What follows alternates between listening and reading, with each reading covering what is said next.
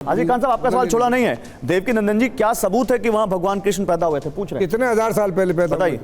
नहीं, पहले तो आप ये बताओ, आप इस बात को मानते हो कि नहीं कि भगवान श्री कृष्ण पैदा हुए? बिल्कुल, जब दुनिया में आए तो पैदा हुए। नहीं हुए कि नहीं? हाँ बिल्कुल पैदा हुए। आपसे पूछा ही नहीं, आप क्यों बोलते हो बीच में भाई? अभी मैं हाथ जोड़ रहा हूँ, जब तक सामने थोड़े पैदा हुए हैं उनसे वो तो मान रहे हैं, वो तो मान रहे हैं। एक मिनट देखिए, प्रॉब्लम यह है कि जब आप बोलते हैं तो मैं नहीं बोल रहा हूँ, और जब वो मुझसे पूछ रहे हैं तो मुझे जवाब देना ही पड़ेगा। प्लीज। अब प्रश्न भी मुझसे ही संबंधित है कि भगवान श्री कृष्ण आए कि नहीं आए, आए तो कितने साल पहले आए? क्या सवाल, आए थे लेकिन कितने हजार साल पहले आए वो जब सब मैं अभी बताऊंगा। अरे मैं ही बताऊंगा, मुझसे ही संबंधित है क्वेश्चन। जी जी बिल्कुल। आप ये बात मानते हैं कि नहीं कि भगवान श्री कृष्ण प्रकट हुए? मानते? आप अपनी बात कही। अरे मुझे आप बताओ, सही प्रकट हुए कि नहीं? आप कह रहे पैदा हुए प्रकट हुए, दो चीजें हो गई ना। पैदा होना प्रकट होना दोनों अलग अलग। मैं बताता हूं, भगवान कभी पैदा नहीं होते, भगवान हमेशा प्रकट होते हैं।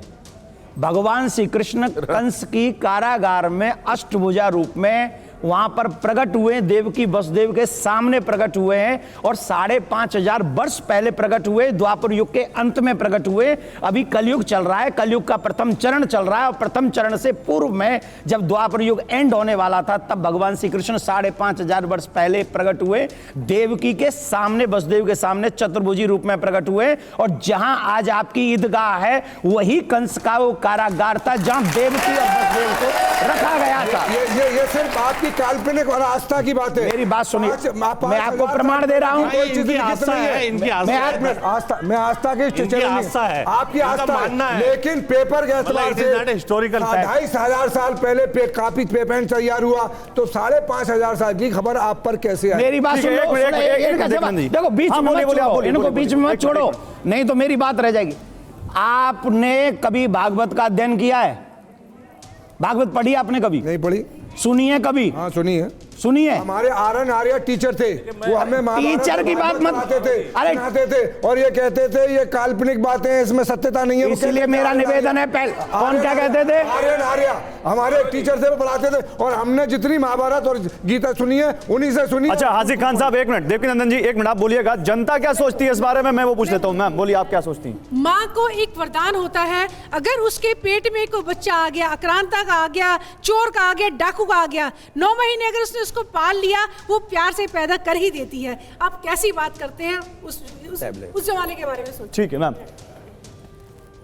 वो तो कह रहे हैं मस्जिद अक्सा पर तो आपकी श्रद्धा है, मस्जिद अक्सा को तो आप मानते हैं। आप तो यहाँ नहीं रहते हैं और हमारे धन के बारे में प्रश्न उठाते हैं। हम नहीं मानते मस्जिद अक्सा को, हम नहीं। आप इनको या आपको खा जाएंगे। मस्जिद हम तो कानून को मानते हैं, झगड़ा चल रहा है। ठीक है, एक मिनट। भारतीय संविधान। बोलिए, आपस में बात नहीं, आपस में सर बात नहीं। एक मिनट। आज आप इतिहास को और ऐतिहासिक तथ्यों को जिस तरह नकार रहे हैं, हो सकता है 4 पीढ़ियों बाद आपको भी कोई नकार दे, क्या आप थे ही नहीं। ठीक है, चलिए। ऑब्वियस है। क्या सवाल। एक मिनट, कामरान साहब आप बोल रहे थे, क्या बोल रहे थे आप कि आप अक्सा मस्जिद को नहीं मानते? यहाँ पे बहुत सारे, मैं वोटिंग करा लूंगा, वो कह देंगे कि तब आप, मतलब ये मैं आई एम मतलब ओवर हियर, मैं यहाँ पर जो है एक कानून के ज्ञाता होने के नाते आया हूँ। मंदिर और मस्जिद मेरे लिए इस वक्त कुछ भी नहीं है। मुझे जो है संविधान और कानून की जो है कहते हैं इस वक्त हिफाजत करनी है। ठीक है। यहाँ पर जो डिस्कशन चल रहा है वो इतिहास को, कानून को, आस्था को, सबको मिला दिया गया है। इतिहास जो है वो आस्था जो है वो इतिहास नहीं हो सकती। जो इतिहास है वो कानून नहीं हो सकता। आप इतिहास को जो है एविडेंसेस के तौर पर जो है कहते कोर्ट के अंदर पेश करेंगे, तो क्या आप जो है कहते केस जीत जाएंगे मंदिर का? किसी भी हाल में नहीं जीतने के। आप जो है बाबरी मस्जिद को केस नहीं जीत पाए।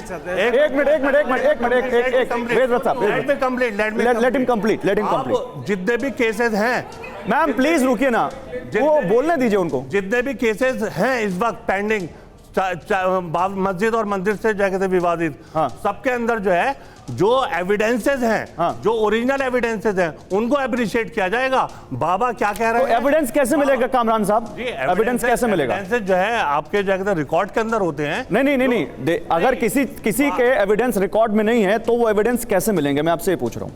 अगर आपके पास एविडेंसेस नहीं है तो you will lose the case. I will go to the court. हाँ, आप कोर्ट में एक मिनट सर रुकिए। नहीं किए जा सकते, एविडेंस क्रिएट नहीं की जा सकते, एविडेंस ढूंढे जा सकते हैं, एविडेंस ढूंढे जा सकते हैं, क्रिएट नहीं किए जा, ढूंढे जा सकते हैं। एक मिनट हाँ, यहाँ पर मान लीजिए 2 एविडेंसेस हैं, पूरा जो कहते हैं आप जो कहते हैं जो सर मैं लंबी बहस करूंगा तो बहुत हो जाएगा। आप सुप्रीम कोर्ट के लॉयर हैं, आप ज्यादा बहस अच्छे से करते हो। मैं आपसे एक सवाल पूछ रहा हूं, मेरे सवाल पे रहिए। एविडेंस क्रिएट नहीं की जा सकते, लेकिन क्या एविडेंस ढूंढे जा सकते हैं?